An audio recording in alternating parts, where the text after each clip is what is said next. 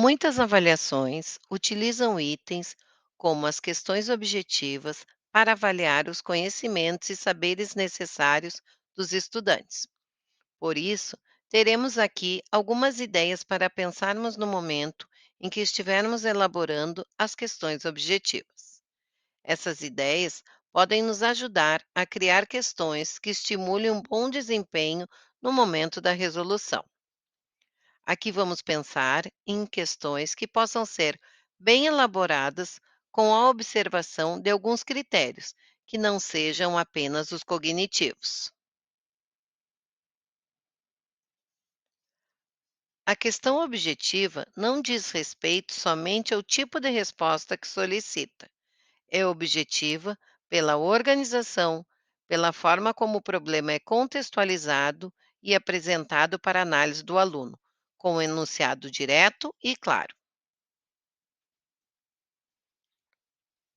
Formulação de questões objetivas de múltipla escolha. A situação problema deve ser clara e objetiva. O enunciado deve conter informações sobre o item e objeto de análise. No enunciado, devem se apresentar todas as informações de que o aluno precisa para se situar sobre o item, sobre o que o item aborda e o que é o objeto de análise. Essas informações devem também ser suficientes para que ele compreenda claramente qual é o problema proposto e de que forma deve resolvê-lo. A resposta não deve ser duvidosa. O gabarito não pode dar margem à dúvida. Para evitar acertos ao acaso, os distratores têm que ser plausíveis, que têm a função de atrair quem não sabe e escolhe sem fundamento a resposta que lhe parece certa ou que o impressiona. Nas alternativas, não se deve misturar assuntos, criar detalhes para falsear, variar o foco, introduzir termos dúbios, nem palavras que são pistas das respostas. Os distratores são as respostas aparentemente corretas, e são elas que podem nos dar indícios do nível de conhecimento dos alunos naquela questão, não apenas o certo e o errado. Estrutura de questões objetivas de múltipla escolha. Uma questão de múltipla escolha apresenta a seguinte estrutura: instrução para a resolução. Instrução é uma orientação que indica para o aluno como ele deve responder o item. Enunciado da situação problema e comando da resposta. Varie a solicitação que se faz em cada enunciado. Não vincule questões entre si, pois assim evita erros em cadeia.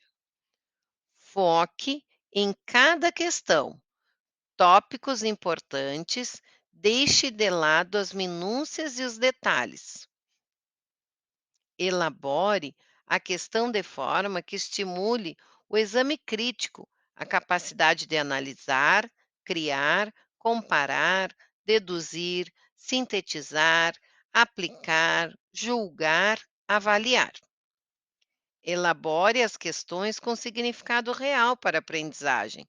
Pegadinhas não são válidas. Faça uma abordagem contextualizada dos conteúdos, se possível, relacionando-os com a prática, usando fatos e acontecimentos reais e dados obtidos da realidade. Ao examinar a questão, o aluno também aprende. Evite questões muito extensas, com contextos prolixos, pois cansam, levam ao desinteresse e despertam a atenção. Use o suporte visual, com textos, desenhos, figuras e gráficos. Alternativas de respostas, que são os distratores e a resposta correta.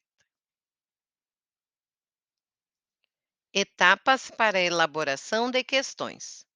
É nesse processo que o elaborador encontra recursos para compor a situação problema.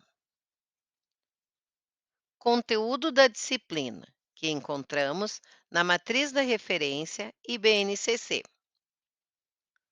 Tipo adequado de questão, dependendo da natureza do conteúdo e da complexidade da habilidade.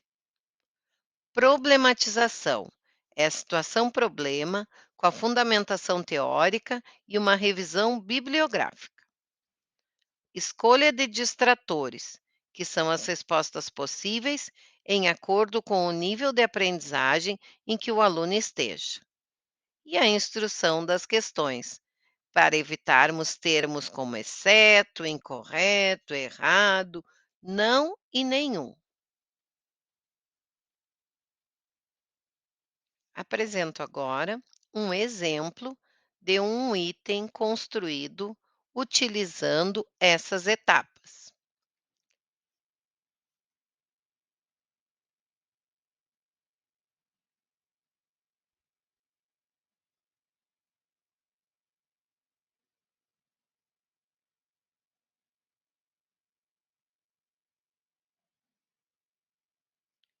É na taxonomia de Bloom que podemos encontrar a complexidade da habilidade.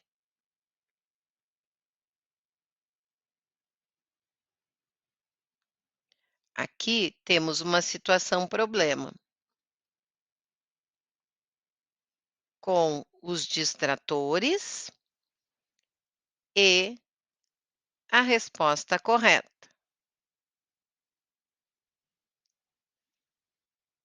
Para a elaboração dos distratores, devemos formar o gabarito com algumas possíveis respostas.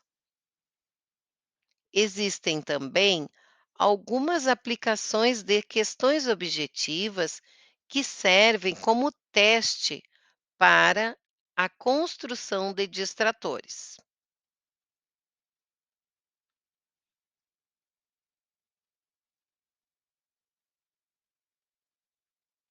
Esse vídeo foi criado como produto de pesquisa realizada pela mestranda Elisiane Biurrum.